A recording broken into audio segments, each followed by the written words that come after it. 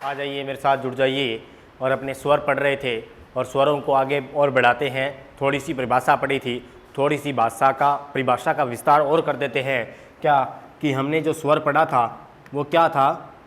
स्वर जो पढ़ा था उसमें हमने ये कहा कि ये स्वतंत्र होते हैं। क्या होते हैं? स्वतंत्र होते हैं। दूसरी ये बात कही कि इनका जो उच्चारण होता है, इनका उच्चारण क्या है? इनका उच्चारण करते समय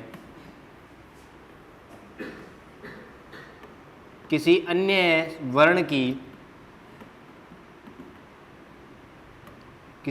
वर्ण की सहायता नहीं लेनी पड़ती।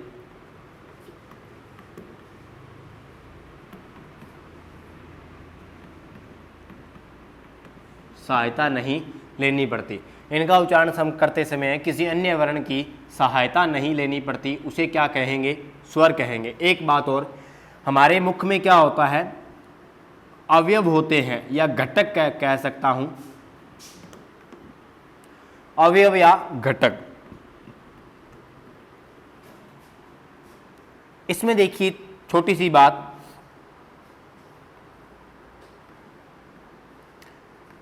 कि ये फेफड़े हैं और हम जब किसी भी भाषा का या किसी भी ध्वनि का उच्चारण करते हैं तो इन फेफड़ों से कुछ वायु होती है जो बाहर निकलती है, और इन बाहर निकलने वाली वायु को कहते हैं कौन सी वायु?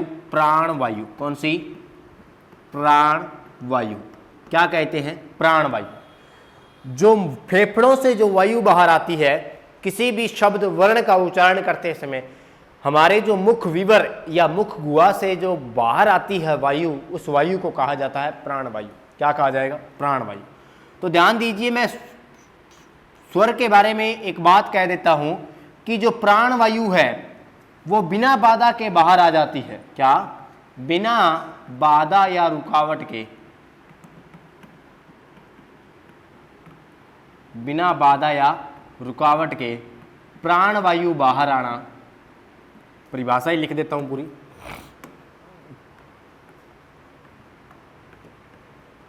इनको उच्चारित करते समय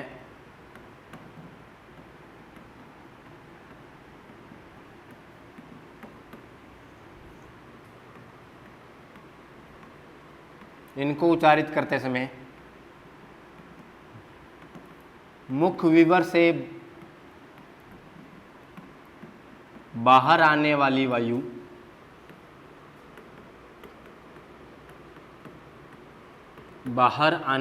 वायु रुकावट या बाधा महसूस नहीं करती। रुकावट या बाधा महसूस नहीं करती। रुकावट या बाधा महसूस नहीं करती, उसे स्वर कहा जाता है। उसे, या सीधी ऊपर परिभाषा के संदर्भ में अपने नहीं कह रहे, अपने सीधी इसके बारे में चर्चा कर रहे हैं, तो क्या उसे क्या नहीं कहा जाता? उसे क्या कहा जाता है? स्वर कहा जाता है। तो इनका उच्चारण करते समय मुख विवर से जो बाहर आने वाली वायु है या प्राण वायु है, वो रुकावट या बाधा महसूस नहीं करती, उसे तो क्या कहा जाता है? स्वर। लेकिन ध्यान दीजिए, मुख विवर से बाहर आने वाली जो प्राण वायु है, अगर वो मुख अवयवों से टकराकर बाधा महसूस करती है, मुख घटकों से टकरा जाती है और बाधा महसूस करती है, तो वो व्यंजन हो जाते हैं। क्या हो जाएंगे? व्यंजन। तो हमने मेनली ये बात पढ़ी कि स्वरों का उच्चारण स्वतंत्र होता है और स्वरों को उच्चारित करते समय किसी अन्य वर्ण की सहायता नहीं लेनी पड़ती। और लास्ट जो बात हमने आज बताई, क्या कि स्वरों का अगर उच्चारण करते हैं तो मुख गुहा से जो प्राणवायु बाहर आती है, ये किसी भी बाधा या रुकावट को फील नहीं करती या महसूस नहीं करती, उसे क्या कहा जाता है? स्वर कहा जाता है। स्वर हिंदी में कितने होते हैं? 11 होते हैं। कितने होते हैं? 11। कौन कौन से होते हैं वो यहां पे लिख देता हूं मैं। ए, आ, ई, उ, री, ए, ऐ, ओ और औ। लेकिन दो अलग प्रकार से हैं, उनको मैं यहां लिख रहा हूं एक बार के लिए समझने के लिए, इनकी चर्चा आगे करेंगे। ए आ ई ई उ ऊ री ए आई ओ औ अंग ए। इनका उच्चारण स्वर है ये, और स्वरों की संख्या कितनी है? 11। कितनी है भी? 11। बोर्ड पे देखिए। लेकिन हिंदी में कुछ अलग से स्वर होते हैं, जैसे लरी, क्या लरी, या फिर इस टाइप से कुछ लिखा मिल जाए आपको, देख लीजिए, संस्कृत में मिलेंगे ये। बोर्ड पे देखिए, अगर आपको हिंदी में स्वरों की संख्या पूछी जाए तो 11 है, लेकिन संस्कृत में यही स्वर कितने हैं? 13 हैं। और वो 13 ये स्वरों के अंदर नहीं है, भी इनको एक बार अलग छोड़ दो। ये 11 तो हिंदी के हैं, जो लाल अक्षरों में आपको दिखाई दे रहे हैं, ये 11 किस में है? हिंदी में। लेकिन इसमें 13 कौन कौन से हैं? संस्कृत के हैं। इन दो को और जोड़ दिया गया, लरी और री। देख लीजिए, आपके सामने दो बातें आएगी। ए का बड़ा रूप आ होता है, ई का बड़ा रूप ई होता है, ऊ का दीर्घ रूप या बड़ा रूप ऊ होता है, री इसका बड़ा रूप नहीं है। उसके बाद में ए आई ये बड़े रूपों में नहीं है भाई, ध्यान रखना।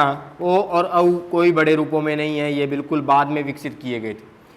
यहाँ पे जो मैंने एक बात लिखी कि री का बड़ा रूप नहीं है, लेकिन संस्कृत में अगर बात कही जाए तो री का बड़ा रूप भी उल्लेखित है। संस्कृत में जो री का बड़ा रूप है वो किस टाइप से है, वो आपने देखा होगा इस टाइप से। तो इसमें और इसमें फर्क है। री का बड़ा रूप ये संस्कृत में मान्य है, हिंदी में इसको उल्लेखित या उल्लेख नहीं है।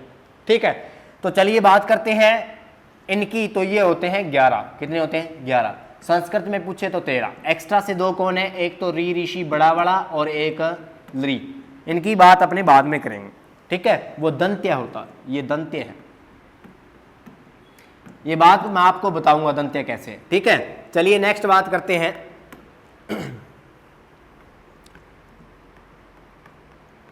स्वरों का वर्गीकरण।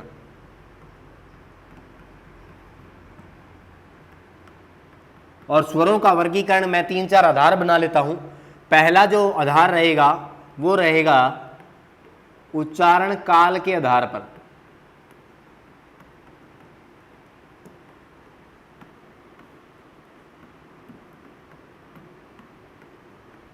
उच्चारण काल के आधार पर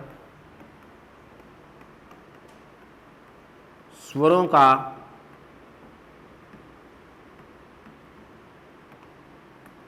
वर्गीकरण। उच्चारण काल के आधार पर स्वरों का वर्गीकरण। देखिए, उच्चारण काल के आधार पर स्वरों का क्या है? वर्गीकरण है। और उच्चारण काल का मतलब होता है उच्चारित करने में कितना समय लग रहा है, उस समय के आधार पर मैं स्वरों को 2 प्रकार बना लेता हूं। पहला जो प्रकार आएगा वो आएगा लघु स्वर। क्या लघु कह सकता हूं, या छोटा कह सकता हूं, या उसको एक मात्रिक कह सकता हूं।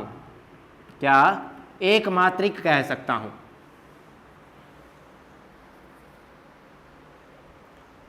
लघु, छोटा, एक मात्रिक, या इसको कह सकता हूं मूल स्वर। क्या कह सकता हूं? मूल स्वर। बोर्ड पे ध्यान दीजिए, मूल स्वर कह दूं, लघु कह दूं, छोटा कह दूं, या इसको कह सकता हूं ह्रस्व स्वर। इन सभी का मतलब एक ही है। आपसे कोई छोटा स्वर पूछे, एक मात्रिक स्वर पूछे, मूल स्वर पूछे, ह्रस्व स्वर पूछे या लघु स्वर पूछे, तो उनका मतलब एक ही होता है। जिनका उच्चारण काल में जिनको कम समय लगता है, जिनको उच्चारित करते समय बहुत ही कम समय देना पड़ता है, वो क्या कहलाते हैं?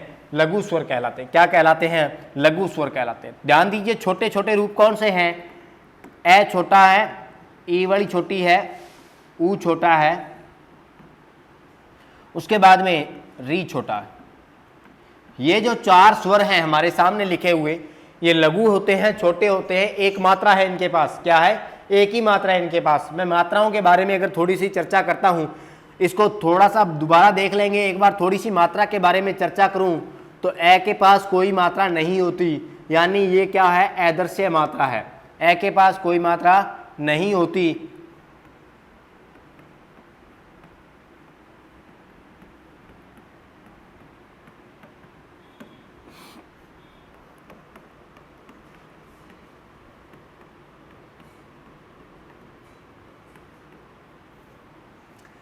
ए के पास कोई मात्रा नहीं है,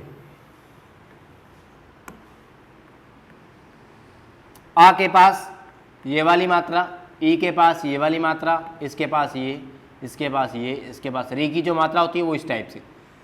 ए की मात्रा कोई मात्रा दिखाई नहीं दे रही लेकिन एक मात्रा होती है। ध्यान दीजिए पहले इनका जो रूप था वो ये था, आई, ए और आई इस टाइप से लिखते थे, ध्यान दीजिएगा इस टाइप से लिखते थे।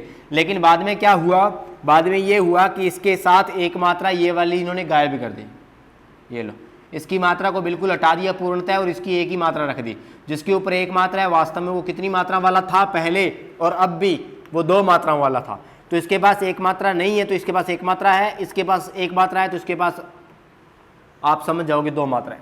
इसके पास तो पहले से ही एक मात्रा है, इसके पास कितनी मात्राएं, 2 मात्राएं। ध्यान दीजिएगा जिसके पास मात्रा नहीं होती उसके पास वास्तव में एक मात्रा हो, एक मात्रा है तो 2 मात्राएं मानी जाएगी। थोड़ा सा इनमें कन्फ्यूजन मत पड़ जाना कि ये ए है, इसके ऊपर कोई मात्रा नहीं है, इसके ऊपर एक मात्रा होती है, इसके ऊपर एक है तो इसके ऊपर 2 रहेंगे, ठीक है। अब देखिए ए मात्राएं वास्तव में हिंदी में कितनी, हिंदी के स्वर तो कितने हैं, 11 स्वर कितने हैं, 11, और मात्राएं कितनी होती हैं, 10 मात्राएं कितनी हैं, 10। वास्तव में 10 मात्राएं क्यों कहा, क्योंकि 10 + 1 क्या है, ये एक मात्रा क्या है, अदृश्य मात्रा है। क्या है, अदृश्य मात्रा है। एक बात सुनिएगा, यहाँ पे देखिएगा, अगर आपसे हिंदी की कुल मात्राएं पूछ ली जाए, कुल दृश्य मात्राएं पूछ ली जाए जिनको देखा जा सकता है, वो तो है यहाँ से आगे वाली 10 मात्राएं। इनको देख सकते हो कि नहीं देख सकते, ये वाली मात्राएं, इनको देखा जा सकता है। तो कितनी, ए को छोड़कर बाकी सभी की मात्राएं हमें दिखाई देती हैं, इसलिए इसे कहा जाता है दृश्य मात्रा। तो दृश्य मात्राओं की अगर संख्या पूछी जाए वो तो कितनी होती है, 10। कुल मात्राएं कितनी होती है, 11। यानी एक अदृश्य मात्रा को भी शामिल कर लिया जाए। अदृश्य मात्रा किसकी है, ये वाली मात्रा क्या है, अदृश्य। ए के ऊपर वास्तव में कोई मात्रा नहीं होती, या इसको मैं कह सकता हूँ ए की जो मात्रा है वो क्या है, अदृश्य है, दिखाई नहीं देती। इसलिए ए को कहा जाता है उदासीन। क्या कहा जाता है, उदासीन कहा जाता है। ए को क्या कहा जाता है, उदासीन, जिसके ऊपर कोई मात्रा नहीं है। ए क्या है, उदासीन, ठीक है। तो ये मात्राओं की अगर बात करें तो ये मात्राएं होगी। चलिए अब हम पढ़ते हैं किसके बारे में, स्वरों के वर्गीकरण के बारे में। और हमने उच्चारण काल के आधार पे 2 प्रकार के पढ़ाऊंगा, बहुत ही इंपॉर्टेंट है। उच्चारण काल के आधार पे जो पहला जो प्रकार आ रहा है, उच्चारण काल के आधार पे जो पहला जो प्रकार आ रहा है वो ये है,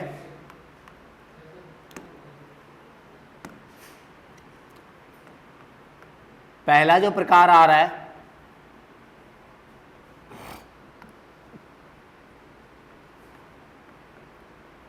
लघु कह दूं या छोटा या एक मात्रा वाला, बताऊंगा एक मात्रा कैसे है इन पे। एक मात्रिक, लघु, छोटा, एक मात्रिक, या इसी को कहा जाता है ह्रस्व स्वर। लघु, छोटा, एक मात्रिक या ह्रस्व स्वर, ये सारे स्वर हैं, ठीक है। छोटा कह दो, लघु कह दो, एक मात्रिक कह दो, या इन्हें कहा जाता है मूल स्वर। क्या कहा जाता है, मूल स्वर। और दूसरा जो प्रकार बताऊंगा वो यहाँ पे लिख देता हूँ। लघु तो ये गुरु हो जाएगा, या इसको मैं बड़ा कह सकता हूँ, या इसको मैं द्विमात्रिक कह सकता हूँ। गुरु कह दो, बड़ा कह दो, द्विमात्रिक कह दो, या इनको कहा जाएगा दीर्घ रूप या बड़ा रूप, दीर्घ स्वर, या इन्हें कहा जाता है संधि स्वर। क्या कहा जाएगा, संधि वाले हैं सारे, ये संधि स्वर कहा जाएगा। ये लो, आपके सामने बहुत सारे नाम आ गए। लघु है, छोटा है, ह्रस्व है, एक मात्रिक है, ठीक है, मूल है। इनकी संख्या तो कितनी होती है मैंने बताई, 4, और इनकी संख्या रहेगी कितनी, 11। 7, इनकी क्या रहेगी, 7। 7 और 4 11, 11 के 11 स्वरों को मैंने 2 प्रकारों में बांट दिया।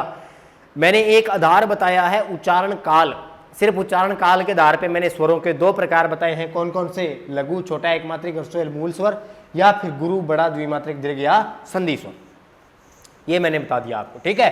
अब देखिए इसमें क्या है, 4 कौन कौन से, छोटे वाले ए, ई, उ और री। ये देखिए ये 4 जो हैं इनको बोलने में बहुत ही कम समय लगने वाला है, इसलिए इन्हें कहा जाता है लघु स्वर या छोटा स्वर या मूल स्वर जो होते हैं। हिंदी भाषा के मूल स्वर कितने हैं, 4 हैं, ठीक है। अगर आपके सामने गुरु, बड़ा, द्विमात्रक, दीर्घ या संधि स्वर पूछे जाएं तो वो कौन से हैं? बड़े वाले हैं। आ, ई, उ, ए, आई, ओ, औ। कितने हो गए? 1 2 3 4 5 6 7। ये जो 7 स्वर हैं ये कौन से हैं भाई? कौन से हैं? बड़े रूप है। आप कहोगे सर इसमें ये जो है ये छोटा है, यानी इससे छोटा ये है और इससे छोटा ये है, इन दोनों को कभी भी इसमें मत शामिल कर लेना, इन दोनों को कभी भी इसमें मत शामिल कर लेना। क्यों? क्योंकि ये छोटा बड़ा रूप नहीं है, ये छोटा रूप नहीं है, ध्यान रखिएगा। आई का छोटा रूप ए नहीं होता, औ का छोटा रूप ओ नहीं होता, ये कभी भी नहीं होते हैं। क्योंकि ध्यान दीजिएगा पहले क्या हुआ था, बोर्ड में देखिए, सबसे पहले बात मैं चर्चा करूं कि उन दोनों की, तो सबसे पहले विकास हुआ इनका, किसका? इसका। इनसे इसका विकास हुआ आई का और इससे विकास हुआ औ का। ये कहानी है इनकी, न कि ये इसके छोटे रूप हैं और ये इसके बड़े रूप हैं, ऐसा कुछ नहीं है इनमें। तो ध्यान दीजिएगा ये जो आ, ई, उ, ए, ऐ, ओ, औ, ये 7 जो स्वर हैं ये कैसे हैं? ये कैसे हैं भाई? द्विमात्रिक या गुरु या बड़े हैं। तो ध्यान दीजिए, पहले लघु स्वर के बारे में अगर चर्चा करूं मैं, तो लघु स्वर के बारे में अगर चर्चा करते हैं तो ये लघु स्वर है 4, ए, ई, उ। इनके पास एक ही मात्रा होती है, ए के पास खुद की मात्रा, ई के पास एक मात्रा, उ के पास भी एक मात्रा, री के पास भी एक मात्रा। इनके पास 2-2 मात्राएं कैसे हैं ये मैं संधि करवाऊंगा तभी बताऊंगा, थोड़ा सा उल्लेख यहाँ पे करेंगे कि इनके पास 2-2 मात्राएं कैसे हैं। इन्हें द्विमात्रिक कैसे कहते हैं, या दीर्घ स्वर क्यों कहा जाता है, या संधि क्यों कहते हैं, इन्हें संधि वाले स्वर क्यों कहते हैं? क्योंकि ये सारे ही विकृति के रूप में आपको संधि में मिलेंगे। ये सारे ही विकृति के रूप में आपको कहाँ मिलेंगे? संधि में मिलेंगे। कैसे मिलेंगे अभी चर्चा करते हैं। हमने द्विमात्रिक की अगर बात की तो वो आ था, ई था, उ था, उसके बाद में आई, ए, आई, उसके बाद में ओ, औ था। आ जो था, ई जो था और उ जो था, ये तीनों ही हमें कहाँ मिलेंगे? दीर्घ स्वर संधि में। कहाँ? दीर्घ स्वर संधि में मिलेंगे, तो इसलिए इन्हें संधि स्वर कहा जाता। ये दोनों हमें मिलेंगे, सॉरी, ये दोनों जो हैं ये मिलेंगे हमें गुण स्वर संधि में, और ये दोनों जो हैं ये हमें मिलेंगे दीर्घ स्वर संधि। ये लो, इसलिए कहा जाता है कि ये कौन से हैं? ये सारे 7 के साथ क्या है? संधियां बनाएंगे, संधियों में मिलेंगे विकृति के रूप में सातों के सातों। ठीक है, ये किसके योग से बनता है? ये ए प्लस ए के योग से। बहुत सारे 4 योग होते हैं ऐसे, इसके भी 4 योग है, इसके भी 4 योग है, इनके भी 4-4 योग से बनते हैं। ये ध्यान रखिएगा, 4-4 संभावनाओं से बनेंगे ये। ठीक है, तो इसलिए इन्हें क्या कहा जाता है? संधि स्वर कहा जाता है इन चारों। और इसी संधि स्वर में ये कितनी मात्राएं? इसके पास 2 मात्राएं हैं, इसके पास भी 2 मात्राएं होती, इसके पास भी 2 मात्राएं, इसके पास भी 2 मात्राएं। अगर आप ए को तोड़ते हो ना, ए को तोड़ते, इसके पास 2 मात्राएं, ए प्लस ई की, ए प्लस ई की, ए प्लस ई की मात्राएं, 2-2 मात्राएं वाले, इसलिए इन्हें क्या कहा? दीर्घ स्वर कहा, संधि स्वर कहा। ठीक है, तो ये हमारा वर्गीकरण पहले प्रकार का कंप्लीट हुआ। चलिए दूसरे प्रकार का वर्गीकरण। पहला जो वर्गीकरण था वो था उच्चारण काल के आधार पर वर्गीकरण। चलिए दूसरा वर्गीकरण पढ़ते हैं।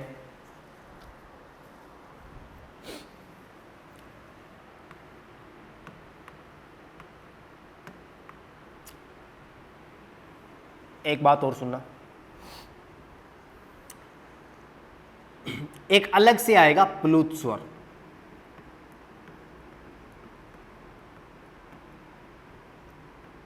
प्लुत स्वर ये भी उच्चारण काल के आधार पर ही थोड़ा सा अलग वर्गीकरण है। वैसे तो 2 प्रकार के वर्गीकरण महत्वपूर्ण मानेंगे, एक तो लघु और एक गुरु, एक छोटा रूप और एक बड़ा रूप, एक गुरु सॉरी ह्रस्व या दीर्घ स्वर।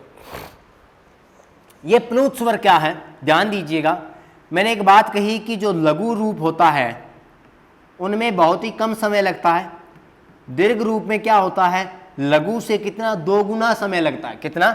2 गुना समय लगेगा। ये बात बताना भूल गया कि जो लघु होता है इनमें बहुत कम समय लगता है, और दीर्घ होता है इसमें लघु की बजाय 2 गुना समय। लघु क्या है? ए है, दीर्घ क्या है? आ है। लघु क्या है? ई है, दीर्घ क्या है? बड़ी वाली ई है। ये ऊ है और ये दीर्घ वाले में फर्क देखिए क्या है, फर्क ये है ए की बोलने की बजाय अगर आ बोल लोगे तो इसमें 2 गुना समय लगेगा, ई बोलने की बजाय अगर ई बोलते हो तो 2 गुना समय लगेगा, अगर ये बोलने की बजाय ये बोलते हो तो इसमें 2 गुना समय लगता है। वही बात है कि ए आ, ई उ ऊ, तो कहने का मतलब नीचे वालों में जब 2 गुना समय लगता है, किसकी बजाय 2 गुना, लघु की बजाय 2 गुना, इसलिए वो बन गए दीर्घ। प्लूत स्वर क्या होते हैं वो सुनिए। प्लूत स्वर के बारे में अगर चर्चा करें तो दीर्घ से भी ज्यादा समय जिसमें लग जाए, ऐसे स्वर जिनका उच्चारण करते समय दीर्घ स्वर से भी ज्यादा समय लग जाए, उसे क्या कहते हैं, उसे कहते हैं प्लूत स्वर। क्या कहा जाता है, प्लूत स्वर। तो ध्यान दीजिए, जिनका उच्चारण करते समय, मैं यहां पे परिभाषा लिख देता हूं अच्छे से,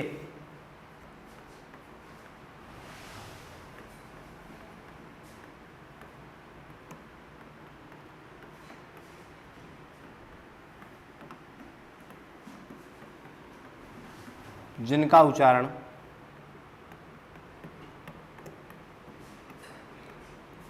करते समय, जिनका उच्चारण करते समय दीर्घ स्वर से भी ज्यादा समय लगे, दीर्घ स्वर से भी ज्यादा समय लगे, वो क्या कहलाता है, वो प्लूत स्वर कहलाता है। जिनका उच्चारण करते समय दीर्घ से भी ज्यादा समय लगे उन्हें क्या कहा जाता है, प्लूत स्वर कहलाता है। जैसे आपने देखा होगा वेदों या मंत्र का जो उच्चारण होता है वो होता है जैसे ओम के रूप में। किसके रूप में, ओम, बोल के देखिए, ओम। स्वर है ओ, लेकिन इसके आगे जो हिंदी में 3 लिखा है, इसका मतलब है इसको 3 गुना बोला जाए, 3 गुना समय दिया जाए, ओम। ऐसा करने से क्या हुआ, जो ये ओम है ये किस किस किस कैटेगरी में रखा गया, किस वर्गीकरण में आ गया, ये आ जाता है प्लूत स्वर की श्रेणी में। किसमें, प्लूत स्वर की श्रेणी में। जैसे बोलना है हे राम, हे राम, हे राम, तो राम, रा को खींचो थोड़ा सा और उसको दीर्घ स्वर से भी ज्यादा समय दे दिया जाए तो उसे कहा जाता है क्या, प्लूत स्वर। तो आपको प्लूत स्वर की अगर उदाहरण पूछे तो ओम है, राम है, ऐसे बहुत सारे एग्जाम्पल हैं। मैया, ये मैया बोला, लेकिन मैया थोड़ा सा खींचकर बोलोगे तो इसके आगे यूं एस आकृति के कुछ 3-4 लगा दिए जाते हैं। उसका रीजन ये होता है कि ये अपूर्ण है, अपूर्ण चिन्ह को व्यक्त कर रहे हैं और ऐसा प्रतीत होता है कि ये काफी बार बोला गया है। राम, रा को काफी लंबा खींचकर बोला गया है, इसका मतलब राम बोलने में जो समय लगा है वो ज्यादा लगे है। तो ध्यान दीजिए, अगर किसी भी स्वर को बोलना है, ओम बोलना है, तो ओ को 3 गुना समय दिया जाए और फिर मैं लगाया जाए तो ओम बनता है। तो यहां पे ये स्वर है, आप कहोगे सर ये क्या है, यह तो यहाँ पे आ का स्वर बोलना है आपको 3 बार, न कि पूरी मैया को 3 बार मैया मैया मैया बोलना है। राम राम राम 3 बार नहीं, राम, आ का स्वर ही 3 बार खींचना है आपको। बोर्ड पे देखिए, यहां पे कुछ और बात बता देता हूं आपको कि जो प्लूत स्वर है हमारे सामने, पहली बात तो ये निकल के आई कि प्लूत स्वर को 2 या 3 गुना समय लगता है। किसकी बजाय, 2 या 3 गुना समय किसकी बजाय, लघु की बजाय, लघु या दीर्घ की बजाय, सॉरी दीर्घ की बजाय लिख दो, अच्छा रहेगा।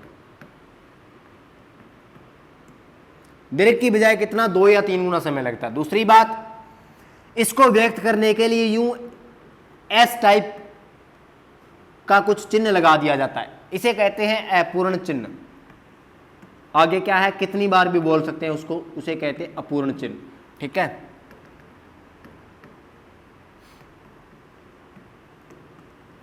शब्द शुद्धि की दृष्टि से बहुत ही महत्वपूर्ण चिन्ह, चिन्ह अपूर्ण चिन्ह। ठीक है, और जैसे इसके एग्जाम्पल हो गए, ओम 3 बार बोला है ओम, और मैया बोलो, आगे कुछ इस टाइप से लगा दो आप ये वाले। ठीक है, तो ये इसका मतलब क्या हुआ, बहुत ही ज्यादा समय लगा है।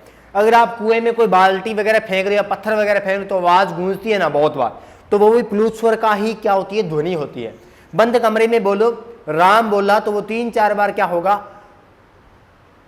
उसका क्या होगा, रिफ्लेक्शन होगा, 3-4 बार ध्वनि तरंगों का इधर उधर टकराव होता है, जिससे क्या होता है, प्लूत स्वर बन जाते हैं। क्या होता है, प्लूत स्वर बन जाते हैं। तो ये होता है प्लूत स्वर। और ये प्लूत स्वर किसका प्रकार है, ये स्वरों के वर्गीकरण का ही है, स्वरों का ही है। और स्वरों का कौन सा है, 3 नंबर कैटेगरी है। मैंने 1 नंबर कैटेगरी आपको देखो उच्चारण काल के आधार पे मैंने 2 बताए, महत्वपूर्ण, लघु और गुरु। उसके अलावा तीसरा और बता दिया प्लूत, जिसमें और भी ज्यादा समय लगता है। लघु में सबसे कम समय, दीर्घ में सबसे ज्यादा, और दीर्घ से भी ज्यादा लग जाए तो वो प्लूत में कन्वर्ट हो जाएगा। यहां पे एक बात देखिए इंपॉर्टेंट जो बताने जा रहा हूं, प्लूत स्वर होते कौन से हैं। देखिए आप लघु को प्लूत बना सकते हो, लघु है इनको प्लूत बनाइए। देखिए ई लघु था, इसको प्लूत में कन्वर्ट कर लीजिए, नहीं बनेगा। ई अगर लघु है, इसको थोड़ा सा लंबा खींचोगे तो ये दीर्घ बन जाएगा। क्या बन जाएगा, दीर्घ। उसी टाइप से ऊ लघु है, इसको प्लूत बनाना चाहोगे तो प्लूत बनने से पहले ये दीर्घ क्यों ना बन जाएगा। इस प्रकार अगर ए है, इसको प्लूत बनाओगे तो ये आ में थोड़ी बदल जाएगा, नहीं। थोड़ा सा यहां रुकना।